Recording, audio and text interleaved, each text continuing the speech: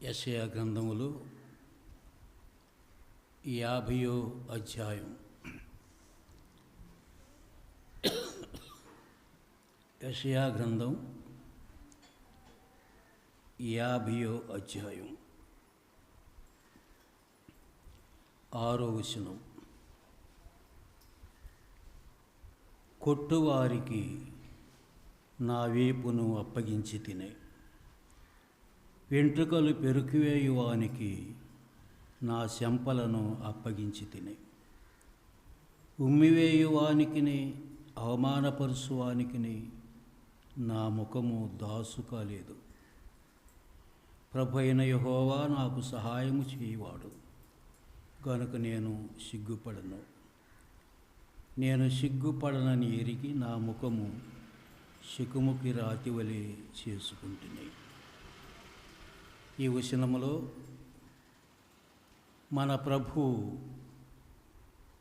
ఈ లోకానిలో పుట్టకమునిపే రాకమునిపే యెషయా ద్వారా దేవుడు ఈ వాక్యాలను ప్రవచనపూర్వకముగా చెప్పించాడు. యేసుక్రీస్తు వారు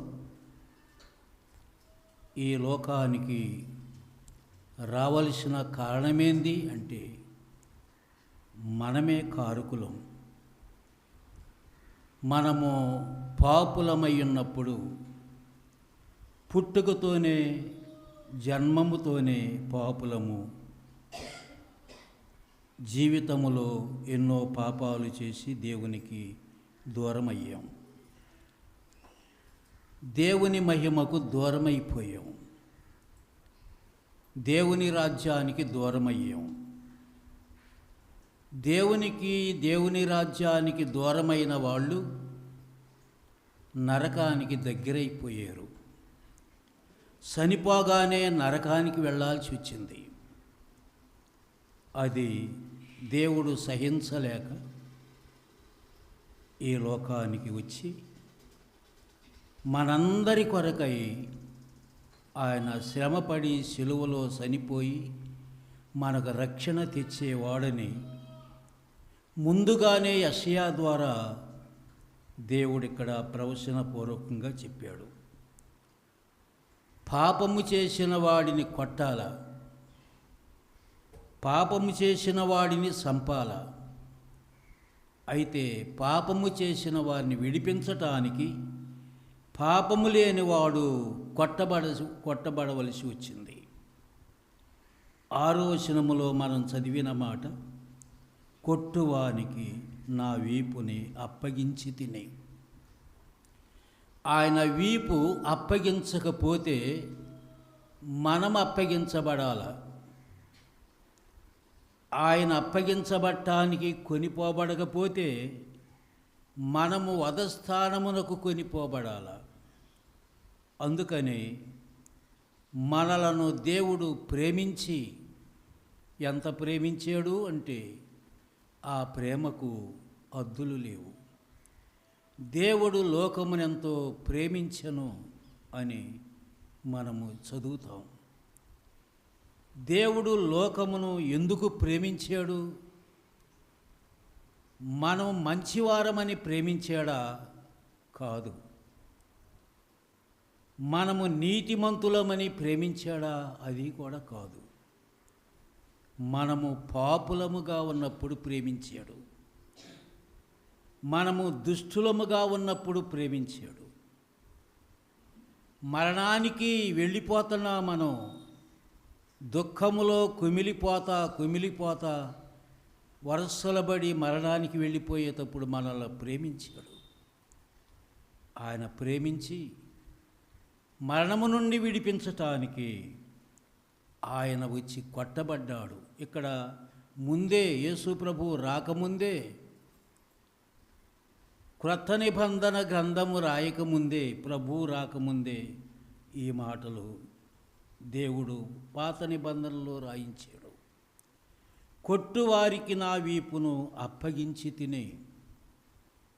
యేసుక్రీస్తు వారి వీపు అప్పగించేశాడు. ఆ వీపు పైన ఎన్ని దెబ్బలు పడ్డాయో తెలియదు. ఆ వీపు చిదురు చిదురులైపోయింది. దెబ్బలే కాదు, కొరడాలతో చెండుతుంటే, కొరడాలతో కొడతా ఉంటే వీపంతా నాగడి సాళ్ల వలె దున్నబడినట్టుగా అయిపోయింది. ఎందుకు యేసుక్రీస్తు వారు అట్లయిపోయాడు అంటే మన కోసమే అయిపోయాడు. కొట్టువారికి నా వీపుని అప్పగించి తిని, వెంట్రుకలు పెరికివేయువానికి నా చెంపలను అప్పగించి తిని, ఉమ్మువేయువారికి అవమానపరుసు వారికి నా ముఖము దాసు కాలేదు.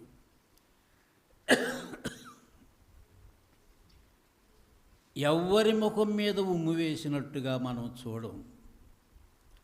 యేసుక్రీస్తు వారి ముఖము మీద ఉమ్ము వేసి, ఉమ్ము వేయటానికి కారకులెవరు? కారణమేంటి అంటే మనమే కారకులు. తప్పు చేసింది, పాపాలు చేసింది మనం. ఉమ్ము వేయించుకుంది యేసు ప్రభు, కొరడాలతో కొట్టించుకుంది, వీపంతా చెండించుకుంది యేసు ప్రభు. వెంట్రుకలు పెరికివేయువానికి చెంపలు దాసు కాకుండా అప్పగించాడు. ఈ విధముగా ప్రవచన గ్రంథాల్లో ప్రవచనమే అట్లా చెబుతూ ఉంటే 53వ అధ్యాయములోకి వస్తే 53వ అధ్యాయములో 2వ వచనములోనే అతనికి స్వరూపమైన సొగసైన లేదు, ఆ ముఖము పైన వెంట్రుకలు పీగుతూ ఉంటే,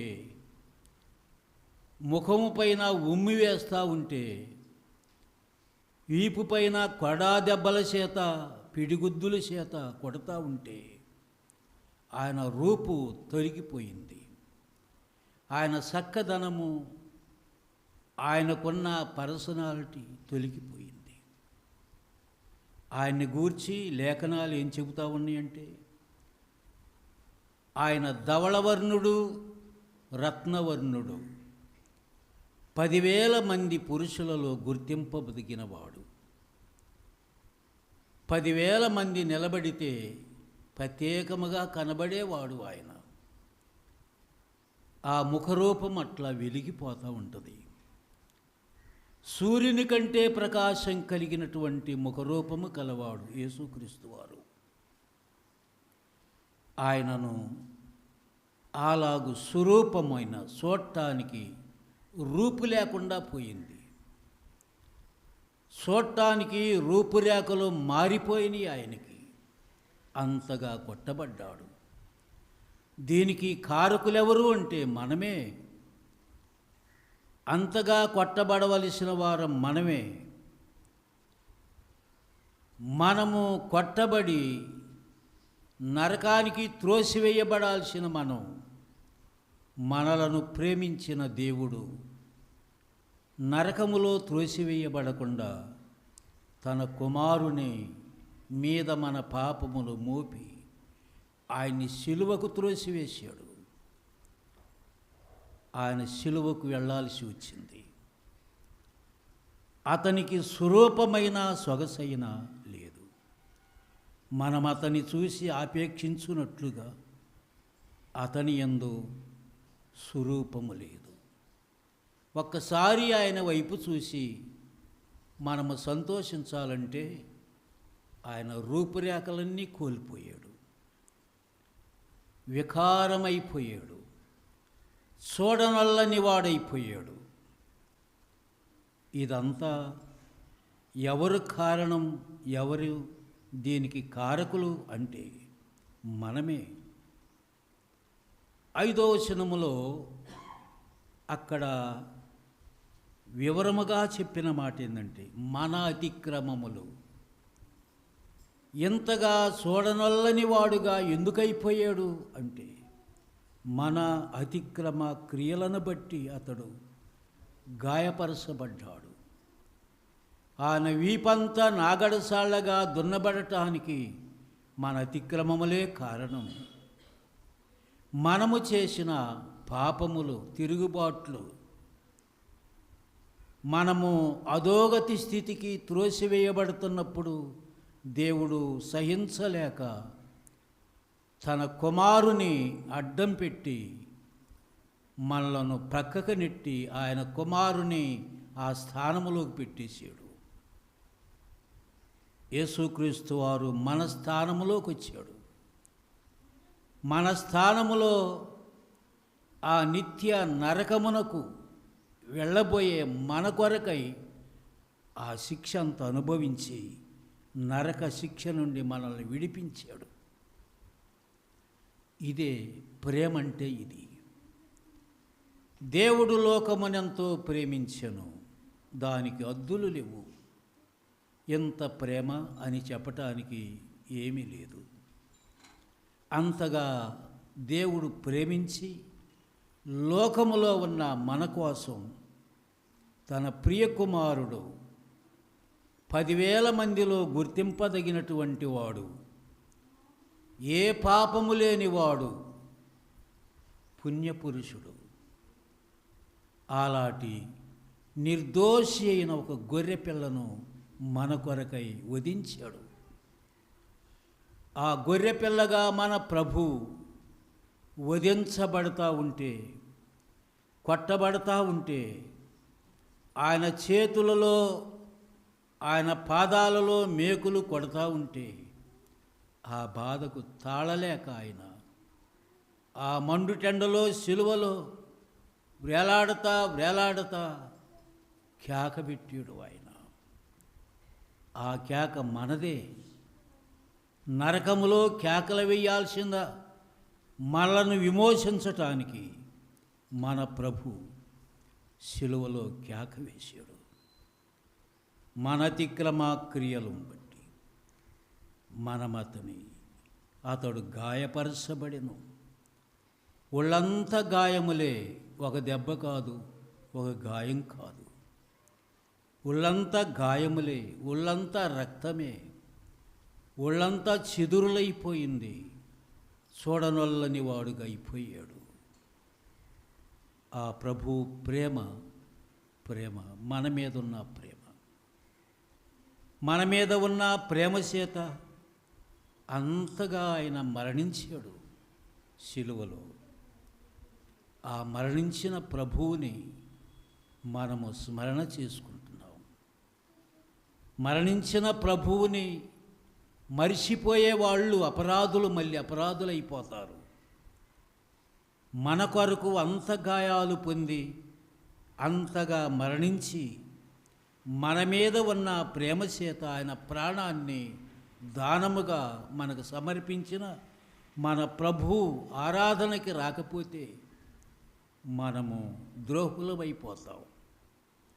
నన్ను జ్ఞాపకం చేసుకోండి, ఆ ప్రభువు చెప్పాడు శిష్యులతో. నన్ను జ్ఞాపకం చేసుకోవటానికి దీన్ని చెయ్యండి. ఏంది అది అంటే, ఒక రొట్టెను తీసుకున్నాడు. ఆ రొట్టె ఆయన చేతిలో పెట్టుకుని శిష్యులకు చెబుతాడు, ఇది నా శరీరం. ఈ రొట్టె ఎన్ని విధాల దంచబడి విసరబడి నుప్పుల మీద కాల్చుతా ఉంటే దాని రూపమంతా మారిపోయినట్టు నా శరీరం అట్లా మీకోసం మారిపోయింది. సిలువలో అలాగూ నేను కాబోతున్నాను. శిష్యులారా, ఇది మర్చిపోవద్దు. నన్ను జ్ఞాపకం చేసుకోవటానికి దేని చేయండి అని చెప్పాడు. శిష్యులకు చెప్పిన మాట మనం ఎందుకు చేయాలా? మనం కూడా శిష్యులమైపోయాం. దేవుని నమ్మిన వారందరూ శిష్యులే, శిష్యురాండ్రు. దేవుని నమ్మని వారికి చెప్పలా ఆ మాట. దేవుని నమ్మని వారికి నమ్మమని చెప్పాడు, మారు మనసు పొందమని చెప్పాడు.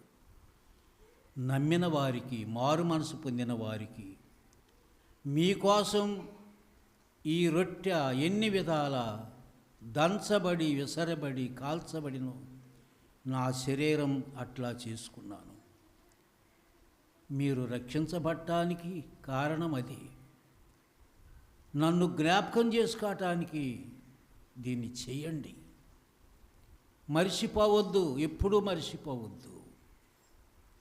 పండగ చేయమనలా ఆయన్ని జ్ఞాపకం చేసుకునే ఆరాధన చేయండి అని చెప్పాడు ఆయన నన్ను జ్ఞాపకం చేసుకోండి. ఇది క్రైస్తవులకు పండగ. ఇది కొరింథీయులకు రాసిన పత్రికలో పులియని రొట్టెల పండుగను మనము ఆచరిస్తున్నాము అనే మాట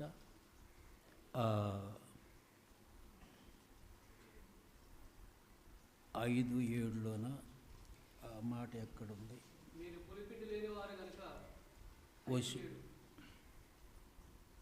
5:7లో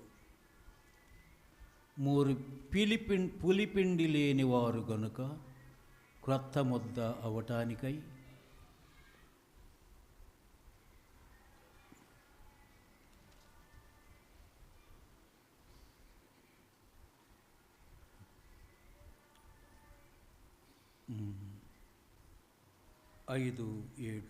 మీరు పులిపిండి లేని వారు గనుక క్రొత్త ముద్దవుటకై ఆ పాతదైన పులిపిండిని తీసి పారవేయడి.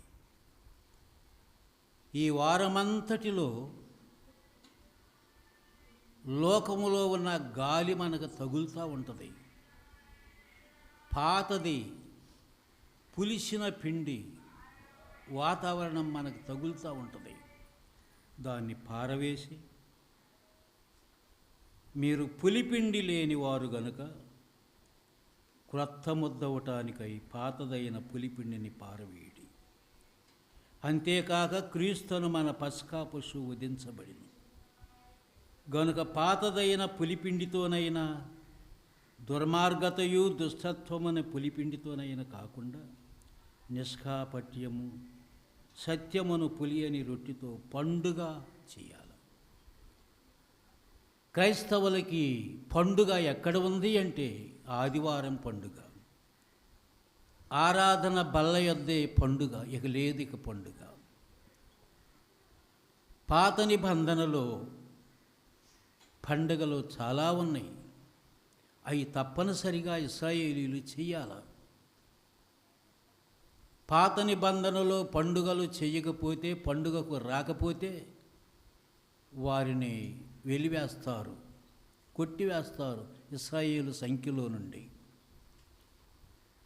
క్రొత్త నిబంధనలో ఆయన ఏమీ ఇవ్వలేదు పండుగలు. ఒకే ఒక పండుగ, మన పాపములు క్షమించబడటమే మనకు పండుగ. పాపములలో కొట్టుమిట్టుకులాడుతున్నటువంటి మన జీవితాలు బాగు చేసి రక్షణ కలిగించింది మనకు పండుగ. పాతదైన దానిని తీసివేసి క్రొత్త జీవితం మనకు అనుగ్రహించాడు కనుక నిష్కాపట్యము, నిష్కపటము, కపటము లేని వారుగాను సత్యమనే పొలవని హృదయాలతో, పాపము లేని హృదయాలతో ఈ రొట్టెను మీరు తీసుకోండి, అది మీకు పండుగ. అపోస్తుల కార్యం 20వ అధ్యాయములో 7వ వచనములో కదా, ఆదివారము రొట్టె విరుచుటకు మేము కూడినప్పుడు, ఇది మనకు పండగ. ఆదివారము నాడు మన ప్రభువు మన కొరకై కల్వరి శిలువలో చనిపోయి సమాధికి వెళ్ళి తిరిగి లేచి మనకిచ్చిన ఈ పండుగ. ఆదివారము రొట్టె విరిసే పండుగ మనకి. ఇక మనకు పండుగ లేదు. ప్రతి ఆదివారం ఈ పండుగలో మనం మరి ప్రవేశించాలి. దీనిని నిర్లక్ష్యము చేసి మన సొంతానికి ఉంటే అదే మనం మళ్ళీ అపరాధం తెచ్చుకున్నట్టే మనకి. నిష్కాపట్యమైన హృదయాలతో, మీరు పొలవని హృదయాలతో పులుపు లేని మనసుతో, పాపము లేని మనసుతో, సత్యముతో ఈ పండుగ చేయాలి. యేసుక్రీస్తు వారిని ఆరాధించటం మనకు పండుగ. మన దుఃఖమంతా పోయింది, పాపమంతా పోయింది. యుగయుగాలు యుగయుగాలు ఆరని అగ్నిలో అలమటించవలసిన ఆ దుస్థితి దేవుడు తీసివేశాడు. మనకిది పండుగ ఇచ్చాడు. యేసుక్రీస్తు వారు శిలువలో ప్రాణమిచ్చి సమాధికి వెళ్ళి తిరిగి లేచిన రోజు మనకు పండుగ. మనకు రక్షణ కలిగించిన దినమిది. ఆరాధనలో ప్రవేశించే దినమిది. ఈ దినము మనకు పండుగ. ఇది ఇందులో మనం ప్రవేశించాలి. పూర్వకాలం ఇశ్రాయేలీలు వారి పస్కా పండుగకు దాను మొదలుకొని బేర్షాబా వరకు అందరూ రావాల్సిందే. ఎవరైనా రాకపోతే వారిని సమాజములో నుండి వెలివేస్తారు వాళ్ళు. పస్కా బలి అంటే ఇశ్రాయేలీలు 430 సంవత్సరాలు బానిసలుగా ఉన్న ఐగుప్తీ దేశములో నుండి బయటికి వెళ్ళిన రోజది. వారిని బయటికి తీసుకుని వెళ్ళి పాలు తేనెలు ప్రవహించే దేశములో ప్రవేశపెట్టిన రోజది. ఆ రోజు మరవకుండా వాళ్ళు చేయాలి పస్కా పండుగ. మనలను శాశ్వతముగా ఉన్న మన పాపములను క్షమించి మనకు రక్షణ కలిగించిన పండుగ ఇది. దీన్ని మనం చేయాలి. దాను మొదలుకొని బేర్షాబా వరకు ఇశ్రాయేలీలు రాకపోతే వారు రోజులు ప్రయాణం చేసి రావాలి, యెరూషలేముకు రావాలి. యెరూషలేములోనే జరగాల ఆ పండుగ. యెరూషలేములో తప్ప ఎక్కడా చేయటానికి వీల్లేదు. ఇప్పుడైతే యెరూషలేములో కాదు, ఎక్కడ 2-3 నానామమున ఉంటారో అక్కడ చేయొచ్చు. ఆదివారము రొట్టె విరిచుట కూడినప్పుడు ఆయా స్థలాలలో కూడుకోవచ్చు, ఒకే చోటకు రాదు. ఎక్కడ వాళ్ళక్కడ, ఏ గ్రామములో వాళ్ళ ఆ గ్రామములో కూడుకోవచ్చు. ఈ ఆరాధన ఇశ్రాయేలీలకు ఆ రొట్టెల పండుగ, పస్కా పండుగ ఇచ్చాడు. అది సంవత్సరానికి ఒకేసారి చేయాలి. మొదటి నెల 14వ దినము వారు బయలుదేరింది ఐగుప్తీ దేశము నుండి. అది జ్ఞాపకం చేసుకోవాలి. మనకు ఆదివారం పాపమును జయించి, లోకాన్ని జయించి, సమాధిని జయించి లేచిన దినం ఇది. మనం జ్ఞాపకం చేసుకోవాలి. ప్రతి ఆదివారం మనము ప్రభువుని ఆరాధించు దినం ఇది. అందుచేత మన కొరకు కొట్టబడిన ప్రభు, మన కొరకు సిలువలో మన భారమంతా మోసినటువంటి ప్రభు, ఆయన ముఖరూపము మారిపోయి స్వరూపమైన సొగసైన లేకుండా మన అతిక్రమాల కొరకై గాయపరచబడి, మన దోషముల కొరకై నలుగగొట్టబడిన యేసుక్రీస్తు వారు క్రొత్త నిబంధనలు మనకు సువార్తల్లో అది నెరవేర్చాడు. నలుగగొట్టబడి శిలువలో కేకవేసి ప్రాణాన్ని విడిసి సమాధిని గెలిచి లేచి, ఇదిగో మీ కొరకు చిందించిన రక్తము, మీ కొరకు విరువబడిన శరీరం నన్ను జ్ఞాపకం చేసుకోవటానికి దీన్ని చేయమని చెప్పాడు. ప్రతి ఆదివారం మనం చేయగలుగుతున్నాం. ఈ వారం కూడా ఈ ఆదివారములో దేవుడు మనకి ప్రవేశపెట్టాడు. ఈ ఆరాధన మనకిచ్చినందుకు మనం ఎంతో ధన్యులం. మన ఆస్తుల కంటే, భార్య బిడ్డల కంటే, మనకున్న సమస్తము కంటే ఆదివారపు ఆరాధన ఘనమైనది. అన్ని సంతోషముల కంటే దేవుడు మనకిచ్చిన సంతోషకరమైన పండుగ ఇది. దీనిలో మనకు ప్రవేశం కలిగించిన మన ప్రభువుని స్తుతిస్తూ ఉన్నాం. మన కొరకు నలుగగొట్టబడిన ప్రభువుని, స్వరూపమైన సొగసైన లేకుండా పోయిన ప్రభువుని మనము జ్ఞాపకం చేసుకుని ఆయనకు స్తుతులు చెల్లించాలా, స్తోత్రాలు చెల్లించాలా. నోరారా కొందరు స్తుతులు చెల్లిస్తే సహోదరులు, హృదయములో స్తుతులు చెల్లించాలా స్త్రీలు కూడా. మనకెందుకులే మంద కాదు అని కాకూడదు. హృదయపూర్వకముగా మీ మనసుల్లో స్తుతులు చెల్లించుకుని మన రక్షణకై స్తోత్రాలు చెల్లించి ప్రభువుని మనం ఆరాధించాలి. ఈ గొప్ప ధన్యకరమైన ఆరాధన మనకిచ్చినందుకు మనమెంతో ధన్యులం. దీనిలో మనం ప్రవేశించలేకపోతే ఆ ధన్యత మనకు ఉండదు. దేవుని సమాజములో కలుసుకుని దేవుని ఆరాధించటానికి మనం వచ్చి నోరారా స్తుతులు చెల్లించుకుని ఆయన శరీరములో, రక్తములో, రొట్టె రసములో పాలిభాగాన్ని తీసుకుని మనము సంతోషించాల్సిన దేవుడు మనకిచ్చిన భాగ్యం ఇది. ఈ వారము కూడా మనం దేవుడు మనకిచ్చిన ఈ సంతోషకరమైన ఆరాధనకై దేవునికి వందనములు చెల్లిస్తున్నాం. ఈరోజు ఈ ఆరాధనను అందుకాలేని వారు ఎంతో దౌర్భాగ్యులు. దేవుని ఆరాధనను వెనకబెట్టి పనులకు వెళ్ళేవాళ్ళు, ఇంటి పనులు, ఫంక్షన్లు, అటు ఇటు వెళ్ళేవాళ్ళు సరైన వాళ్ళు కాదు. అది దేవుని ఆశీర్వాదం వాళ్ళకు ఉండనే ఉండదు, వారి కుటుంబాలకు ఉండదు, వారికి నెమ్మది ఉండదు. గనుక మనం ఈ ఆరాధనలో పాల్గొని మన ప్రభు శ్రమలు, మన ప్రభు బాధలు తలపోసుకుని మన బాధలు తొలగించిన ప్రభు, ఆయన బాధలు పొంది మన బాధలు తొలగించాడు. ఆయన కొట్టబడి మన దెబ్బలు తొలగించాడు. ఆయన సమాధికి వెళ్ళి మన పాతాళాన్ని తొలగించాడు. సంతోషం, సమాధానం ఇచ్చాడు. ఆ ప్రభువుని నోరారా స్తుతించుకుని ఆయన శరీరములో, ఆయన రక్తములో పాలిభాగాన్ని తీసుకుపోతున్నాం.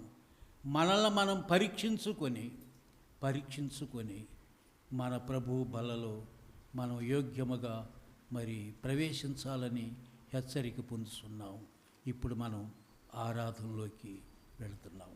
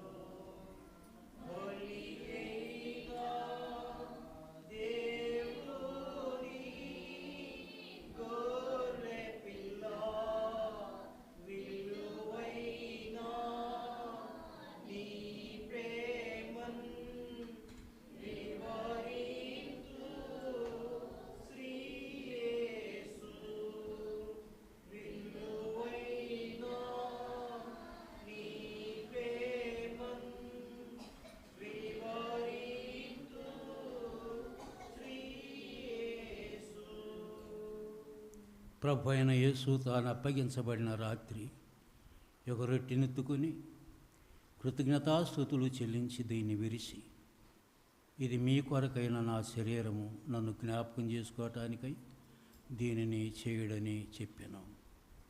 ప్రేమగల మా తండ్రి, నీకు స్తోత్రాలు నాయన.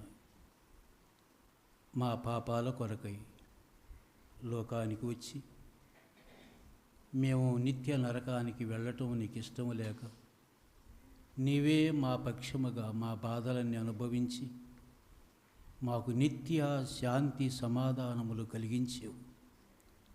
నీ కొట్టబడి నీ శరీరము నలగగొట్టబడి రూపురేఖలు మార్చబడి శిలువలో నువ్వు ఒక కేక వేసి ప్రాణమిడిచిన దృశ్యాన్ని జ్ఞాపకం చేసుకుంటున్నావు. దేవా, మీ శరీరమును మాకు రొట్టిగా ఇచ్చావు. నేను వచ్చే వరకు దీన్ని చేయండి, జ్ఞాపకం చేసుకోవటానికి చేయమన్నావు. మేము ఈ వారంలో కూడా దేవా మేము జరిగించుకుంటున్నాం. మీ శరీరానికి సాదృశ్యముగా ఇచ్చిన రొట్టెను దీవించి ఆశీర్వదించి మాకు అందించమని యేసునామమున స్తోత్రములు చెల్లించి పంచుకుంటున్నాము తండ్రి.